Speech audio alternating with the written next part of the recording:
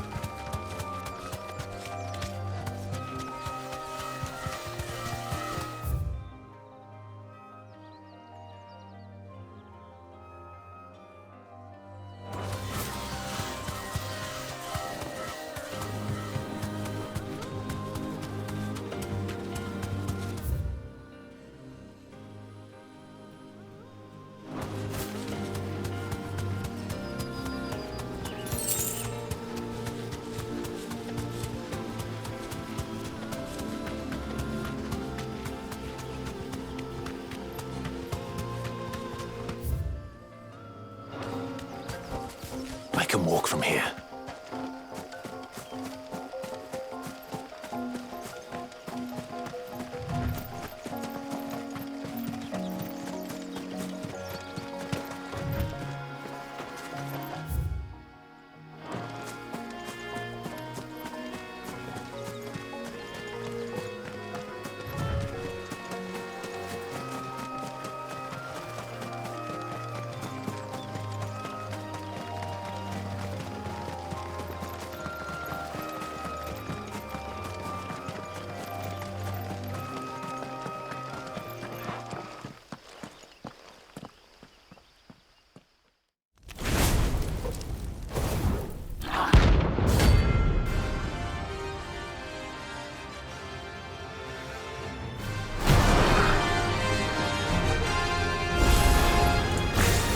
Here.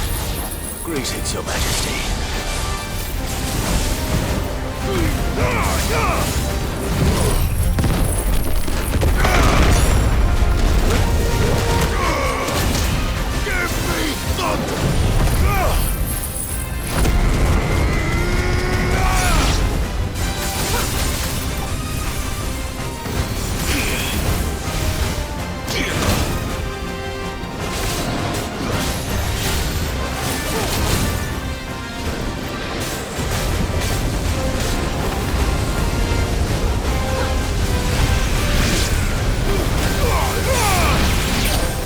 Guess we're all ready.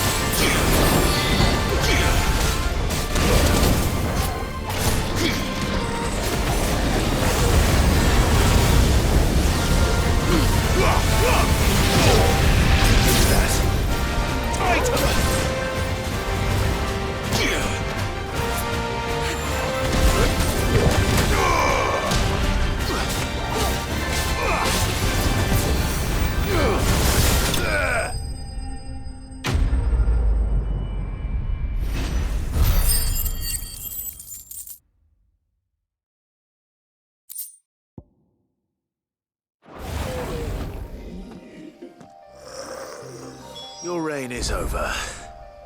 Now to collect the ash. I should probably have brought a bucket. This looks like the stuff. Let's see if there's any more.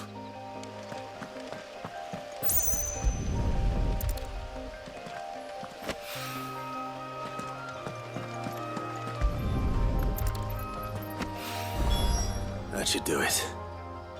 If a wine needs more than this, he can fetch it himself.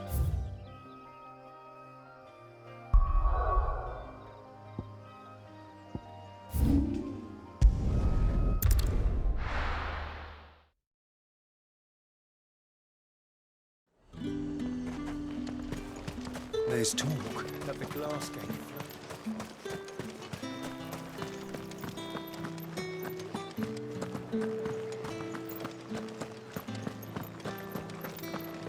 Did you hear? The gates to heaven. I want to see you again.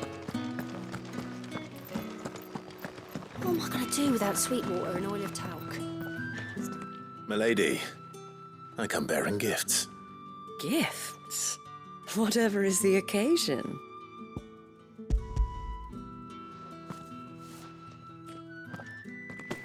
Oh my. Clive, you really have outdone yourself. Otto asked me to give it to you. To settle the Hideaway's debt with the Veil. And to compensate you for the time it took us to do so. You disappoint me, Clive. I thought you might finally be warming to me. Tell Otto he can keep his baubles. I tried to tell him as much the first time around. The man owes me nothing, nor does the Hideaway. My contribution to the restoration effort was made freely and willingly. It was the least I could do. You once told me Sid did you a kindness. I'd like to do the same. Please, accept it. For my sake. And for Otto's. For all of us. For all you've done. It is rather fetching, isn't it? Very well. Otto is lucky to have you, Clive. I doubt anything could ever replace his son. But you and the others at the Hideaway are the closest thing he has to family. Otto had a son. Long ago, yes.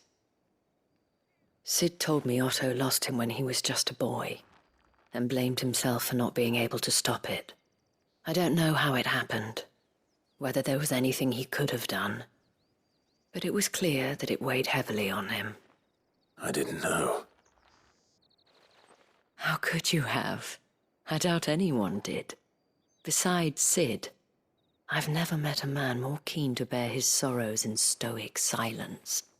An ill habit, given that both have always been surrounded by friends desperate to help them. I'm beginning to see that.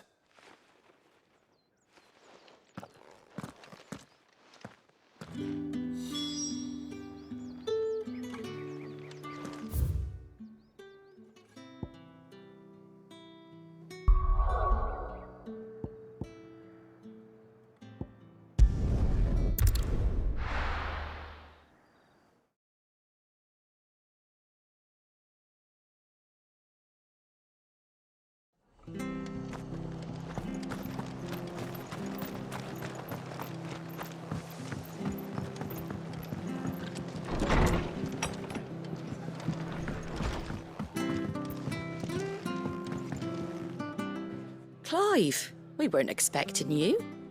I wasn't expecting to be here, but it seems we still owe you a considerable amount of coin for your help with our rebuilding efforts. And though I doubt it's what you were expecting, we were hoping you'd take this as payment.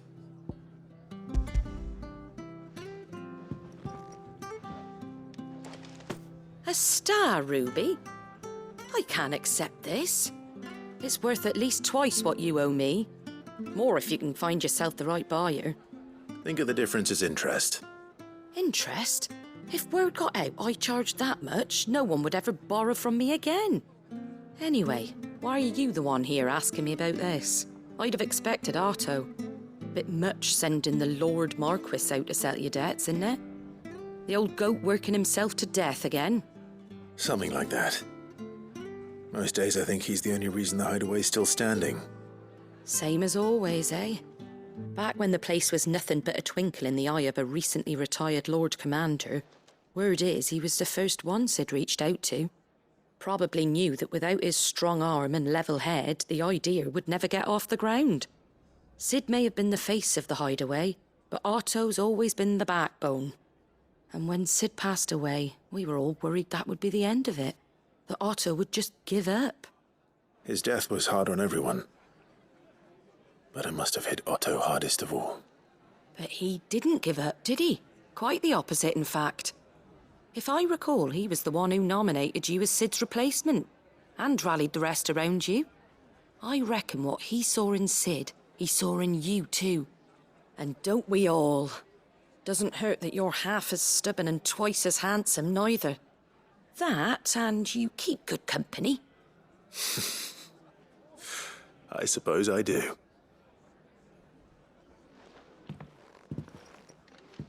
Gob will want to know the stones were delivered, if he's still with us.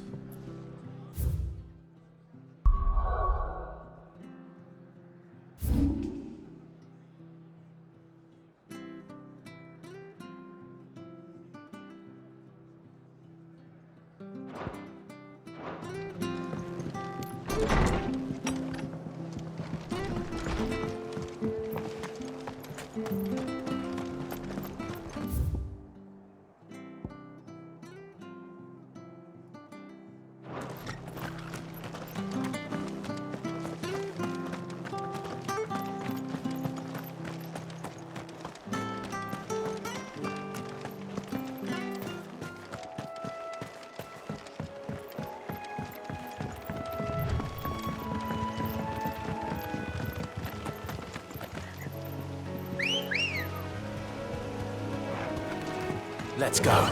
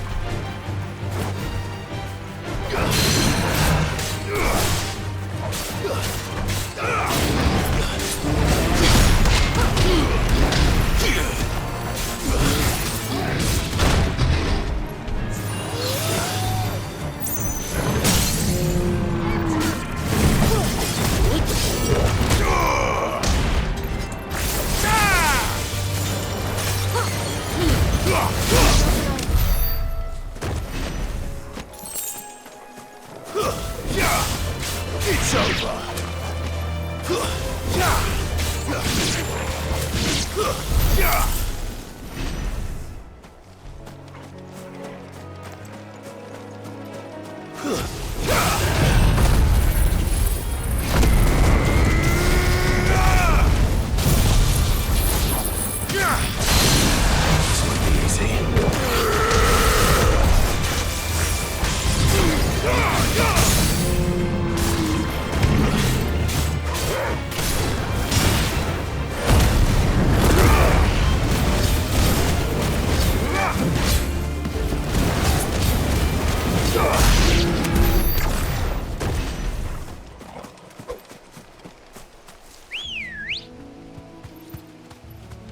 Good girl.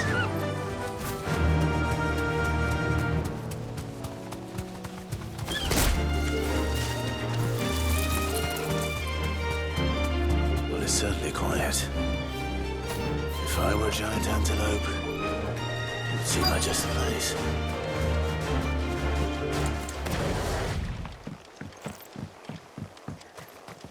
I doubt we'll find one bigger than that. You hungry, Torgal?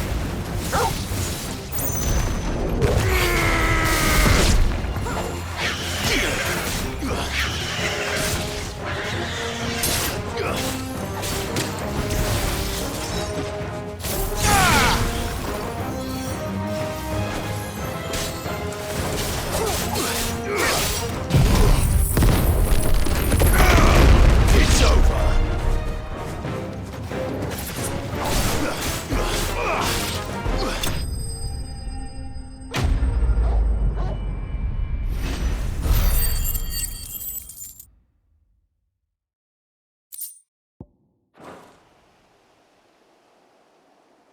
Now,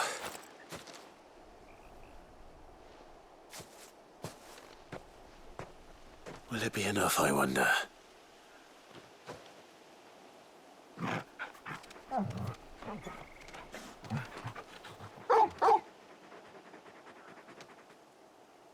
I say that answers my question. Which means we owe the lawsmen our thanks. You're just a big puppy, aren't you? A very big puppy.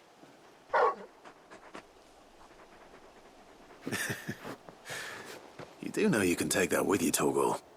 Lady Karen will be relieved to hear you've got your appetite back. Come on, boy.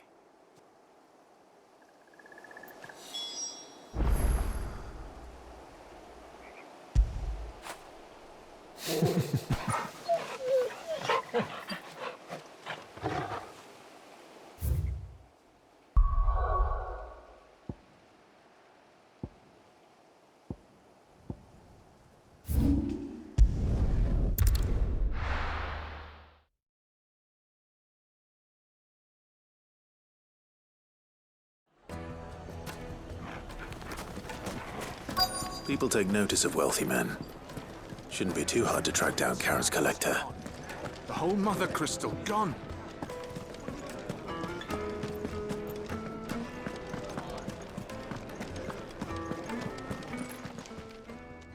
My reputation will be ruined. Ruined! Calm yourself, Lord Ignac, I beg of you, before you do yourself a mischief. Pardon the intrusion, but Out! Get out! I paid for these rooms so I wouldn't be disturbed. Leave me be! Please, allow me to apologize. His lordship is going through a difficult time, and he's never been fond of guests arriving unannounced. Radim! Get rid of the filthy oaf this instant! Very good, Lord Ignac. Would you mind stepping outside for a moment?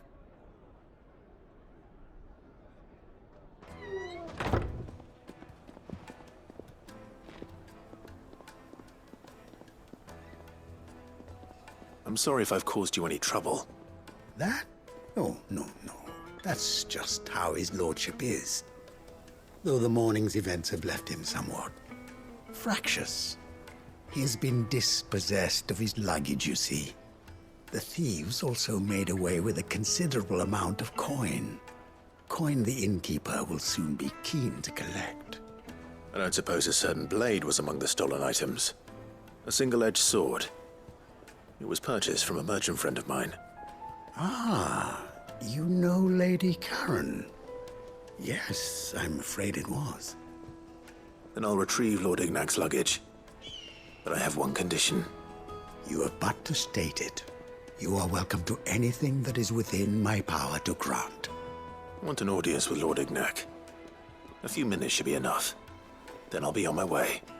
A condition I would be a fool to refuse.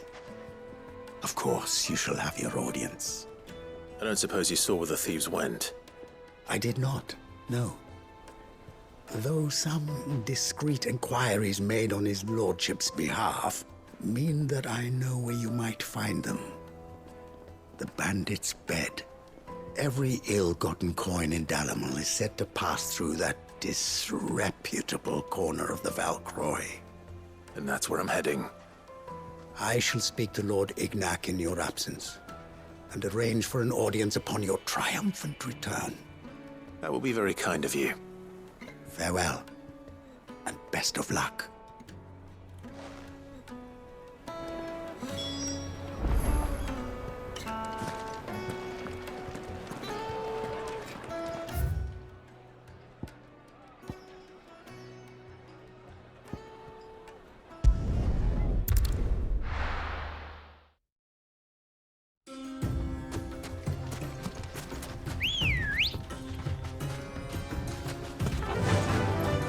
Faster!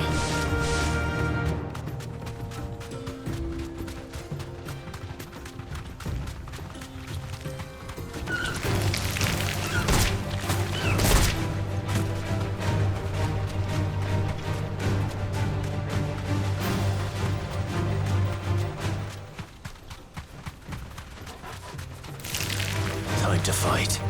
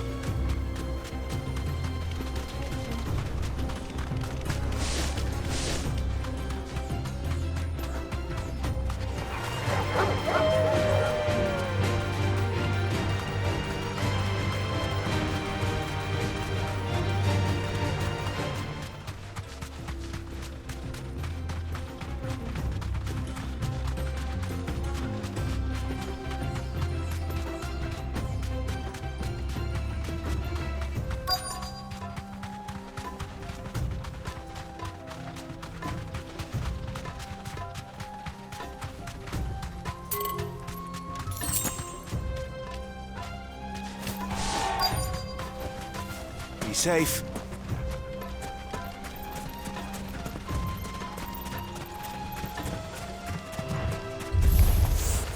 We've got company! Come on, lads, let's tear the bastard's head off!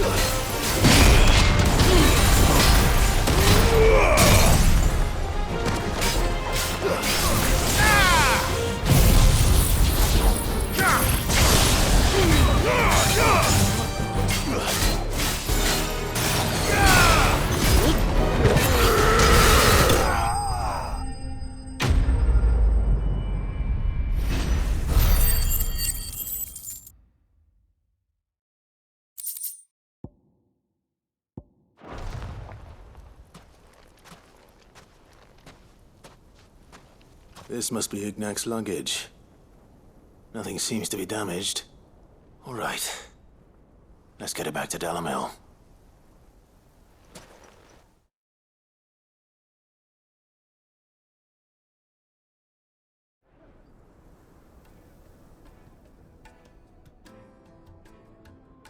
I hear I have you to thank for the return of my effects.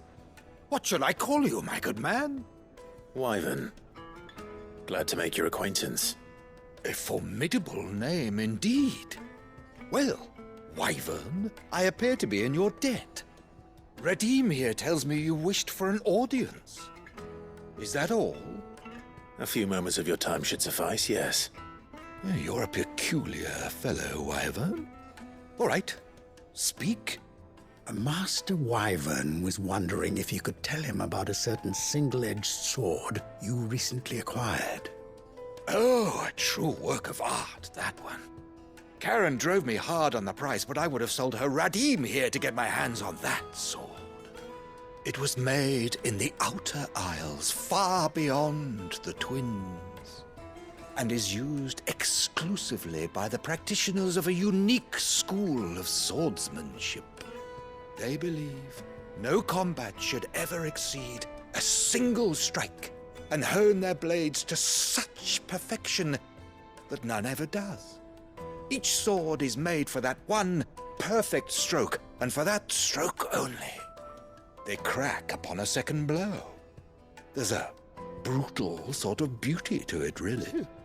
But how do they hone such an edge? Fine question. Why, they use a whetstone, of course. Whetstones, rather. A whole array of them, ranging from the coarse to the fine. 10,000 licks with the sharpening stone, then 10,000 more. But it is the final stone which lends the blade its legendary sharpness. A mineral quite foreign to this great realm of ours. And that is the key. The secret ingredient. Wyvern, it occurs to me that my little lecture is hardly equal to services rendered. Take this, together with my regards. The very stone of which I spoke, far rarer among collectors than even the blade itself, and a far more fitting payment. Thank you. Pardon the intrusion, my lordship. However, it is long past time we prepared ourselves to depart. So it is. I am locked in bitter competition with a rival collector of curiosities. I am one step ahead of the unscrupulous scoundrel, but he is hard at my heels. And there are many other collectors out there. Too many to count, but only one do I consider my nemesis. Lord Byron Rosfield. And is a perennial thorn in my side. I can imagine. Farewell, Wyvern. May our paths cross again. Radim, we mustn't dawdle.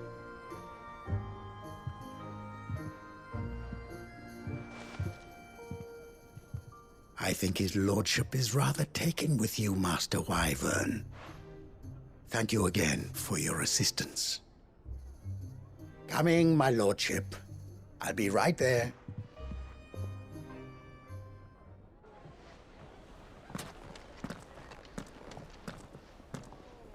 Trust Uncle Byron to find such an interesting rival. Now, let's see what Blackthorn makes of this whetstone, shall we?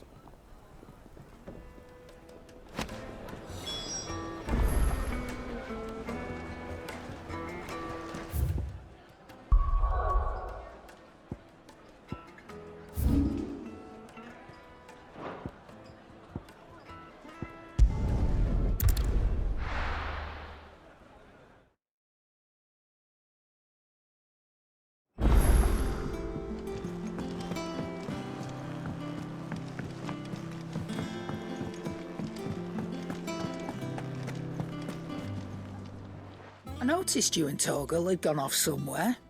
Take him for a walk, did you? You could say that.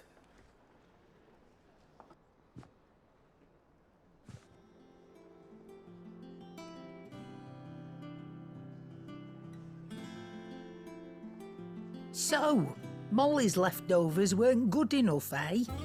That'll teach me for treating you like you're still a pup. All right, no need to shout. Now we know what you're after, I can see about getting some in. Speaking of which, I brought one for later. Can I leave it with you?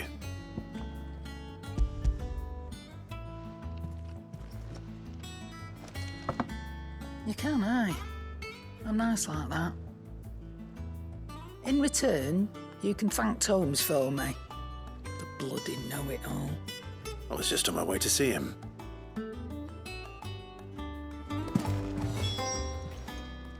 Well, don't just stand there gawping. Coin purse weighing you down.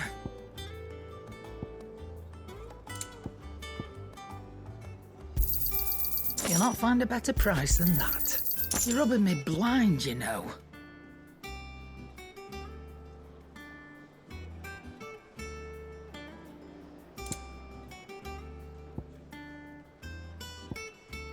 Finished, are you?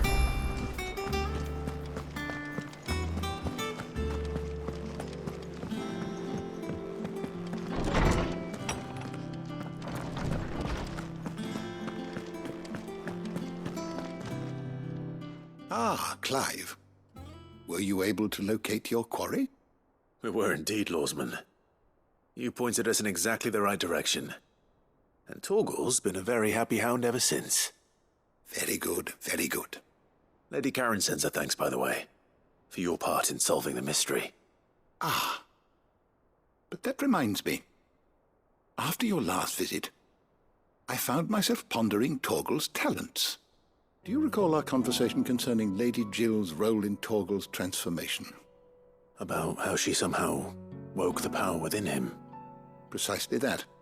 A reasonable conclusion, I thought, but one which raised certain questions in my mind. You see, the Fenrir of legend served Shiva and Shiva alone, and while the powers attributed to him are certainly impressive, the records imply they are somewhat different in nature to those you described Torgal as having used. What are you suggesting? That Torgal may be the beneficiary of more than one icon's power. Consider that in addition to Lady Jill, he has served as a loyal companion to you, your brother, and even the late Cid. In short, the icons hitherto near at hand, or should I say at paw, have been diverse and plenty, and that number has only grown as the realm's dominance have fallen to your sword. One can but speculate as to how all of this has affected Torgal. He has seemed more fierce of late. And if I am not mistaken, he will grow fiercer still. We are fortunate indeed to be able to count him amongst our allies and not our adversaries. Oh, he's more than an ally. He's a friend.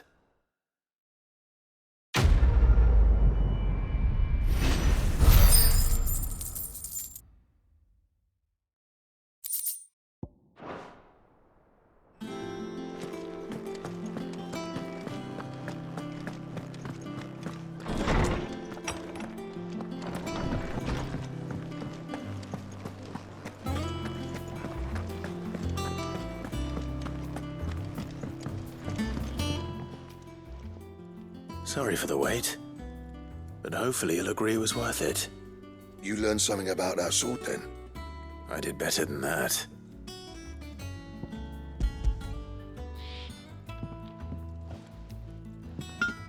Hey, a whetstone?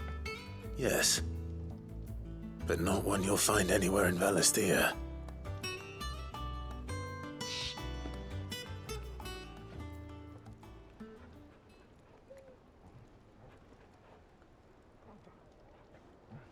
No wonder I couldn't get the same finish on the grinding wheel.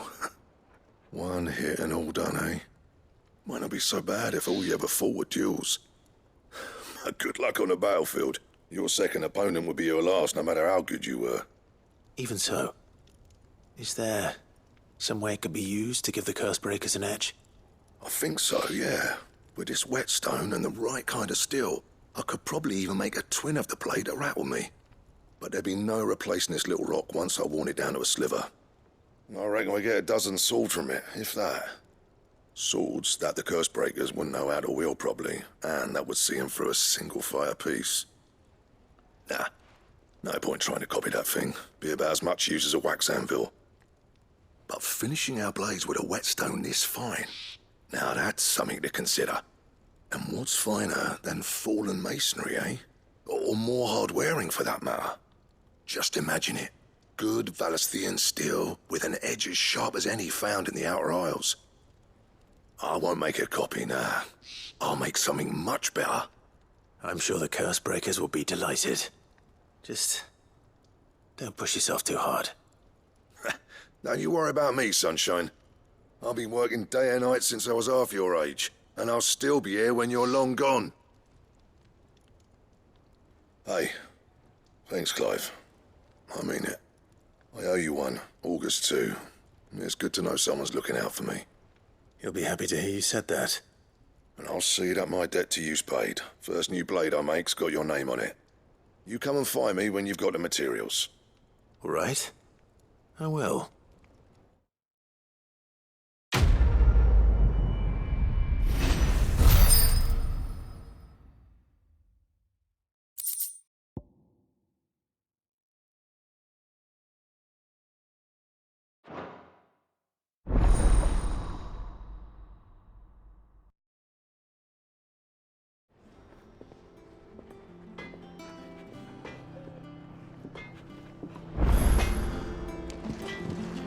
He cracked the crystals.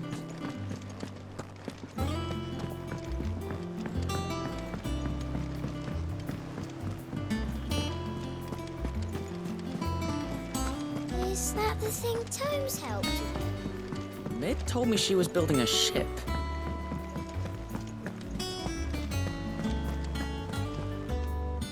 Goat. Still alive, I see. So Lady Karen accepted the ruby. Ah, about that. I tried my best, but she was just too stubborn to take it. She threw it right back in my face, in fact, and told me I could stick my stupid stone where the sun don't shine. Karen refused payment. I hope it wasn't something I said. I'm sure you were as tactful as ever. Let me see what I can do. Oh, wonderful. I hope you have better luck than I did.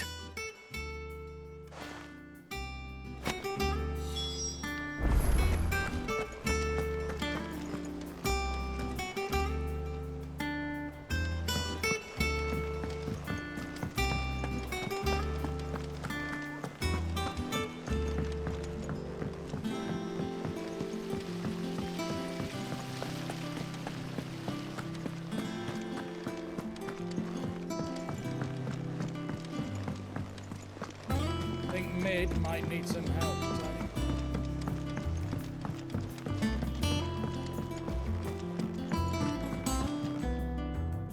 All right there, Sid? How's that hunt for the bomb ash going? I have it here.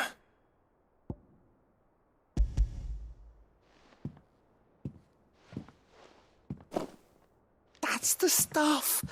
And plenty of it, too. Enough to keep the Olympic bubbling away for a good old while. You're a gent, Sid. Let nothing say otherwise. Right then. Let's get this contraption up and running.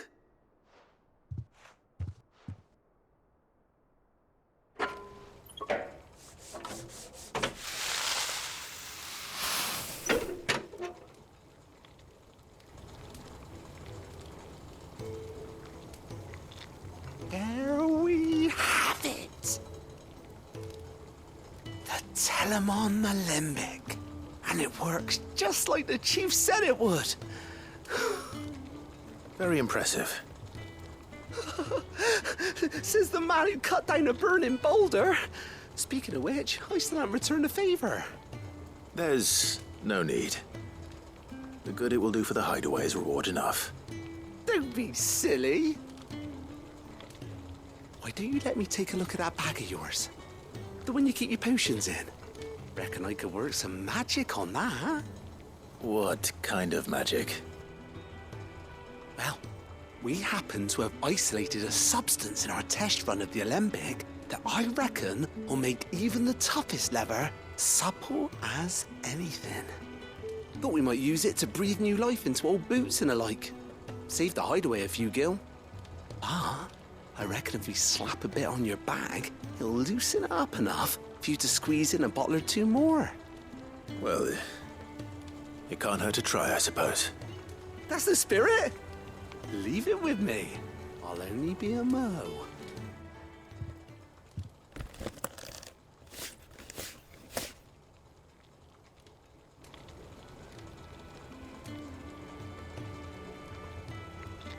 Well, what do you reckon? It certainly feels more flexible. Right? Told you. Thank you. I think. No. Thank you for supporting Mid and the rest of us in our endeavors. Without you, we'd never have been able to discover wonders like that stuff I rubbed on your bag. And I'm telling you, there's plenty more where that came from.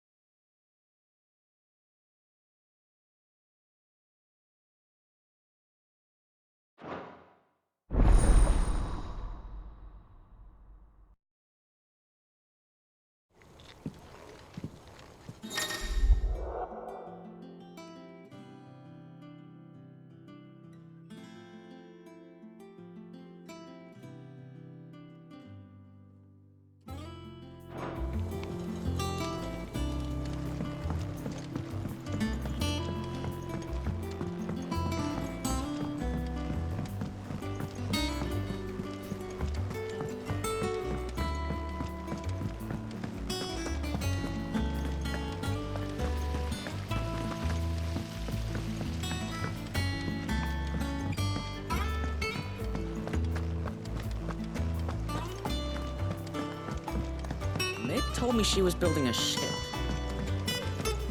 Is that the thing Tomes helped with?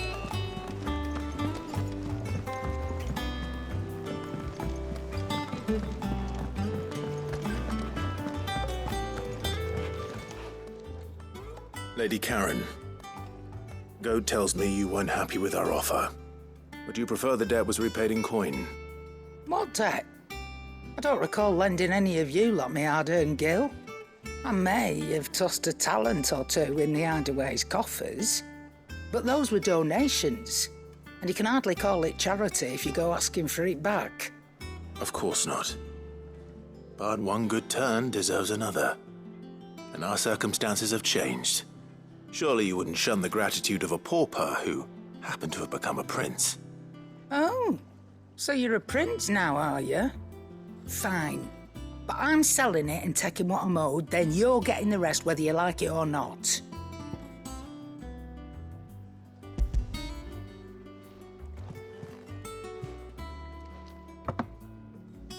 Where'd you even get this? A decent trader might nab 1,000 talents for a star ruby. A canny one, meanwhile, might claim it were nicked from the belt of Sid the Outlaw himself and ask twice as much. Might be I already have a buyer in mind. Might be you even know her. A fine continental maid whose beauty's only eclipsed by a guile in commerce. You wouldn't mind, would you? Not at all. Just be sure to tell her that it's always a pleasure doing business.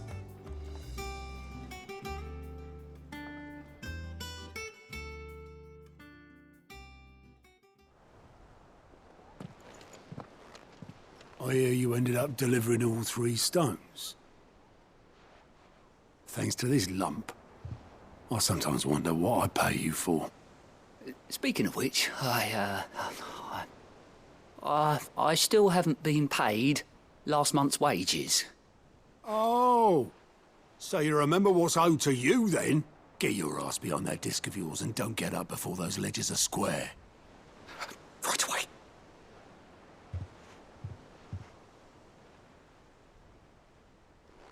I've seen that before. You have, yeah. Plenty of times. It was the only goblet Sid ever used. Either out of habit, or because the filthy sod couldn't be bothered to find a clean one. I knew so little about him. Like most people. Martha and the Dame both seem to have fond memories of him. Huh. I bet they do. How long did you know Sid before he... Before he died. 20 summers, give or take.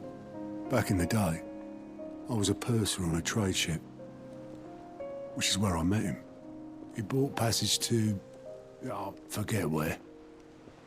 But having nothing better to do on the long nights, we'd sit up drinking island rum till the morning bell dragged me back to my duties. Quit my post not long after that. On account of making a fine maiden's belly fat. But me and Sid stayed close, promising we'd one day sail the seas again.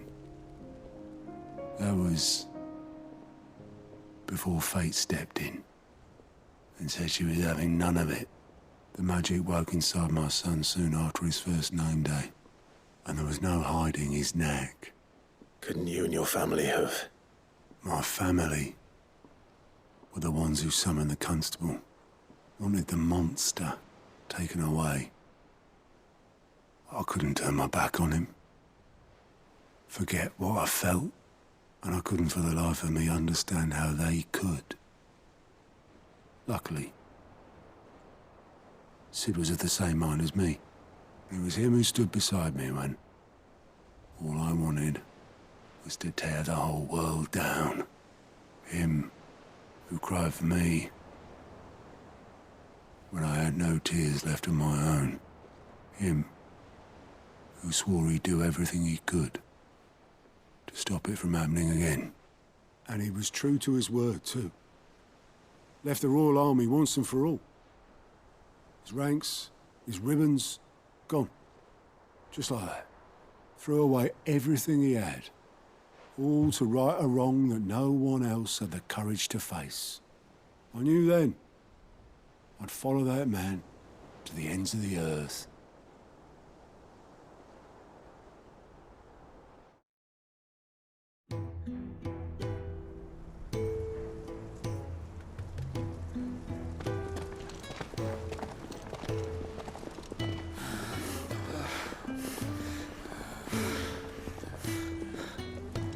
He was always too clever for his own good, was Sid. Saw the world for what it really was, while the rest of us were content to go along with the lie we were shown. And it can't have been easy, bearing that burden alone.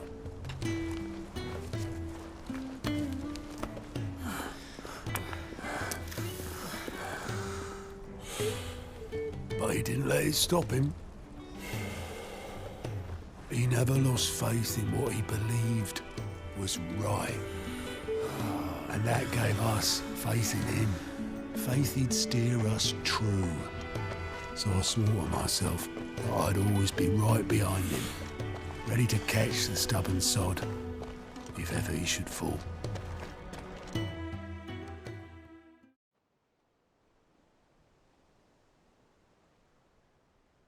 couldn't even do that.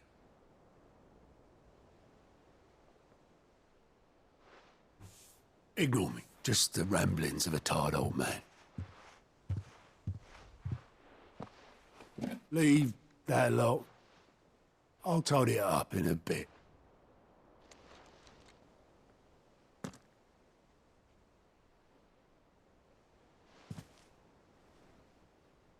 This is Sid's handwriting.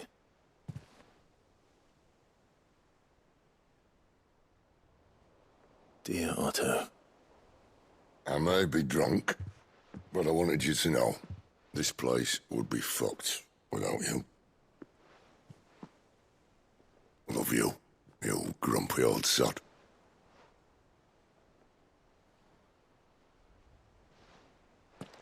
This note. What about it? Sid was right. Without you, we'd all be lost.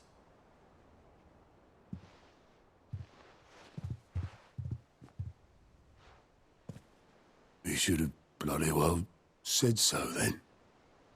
Just once. Before he went. But then, why would he? Him, or anyone? I'd only have told him to piss off.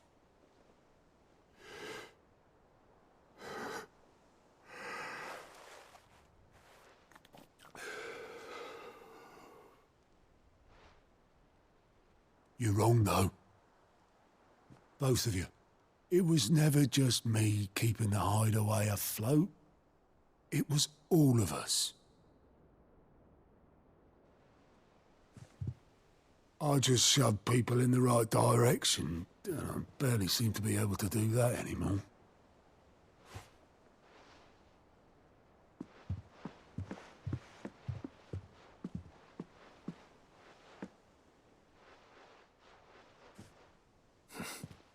Would you rather goat were at the helm? Well, maybe I've got a few more years left in me. I'm going to hold you to that, Otto. Before you go, Sid would have wanted you to have this. But that's... This'll do me just fine.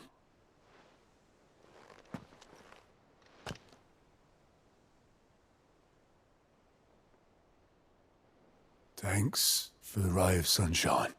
I'll see if I can't pay you back. Already have.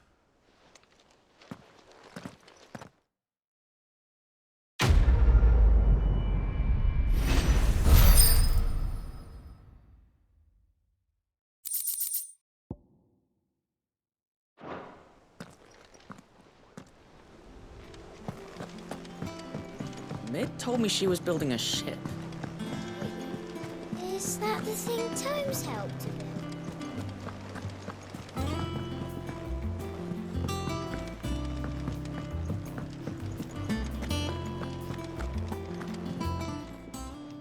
Is it business or pleasure?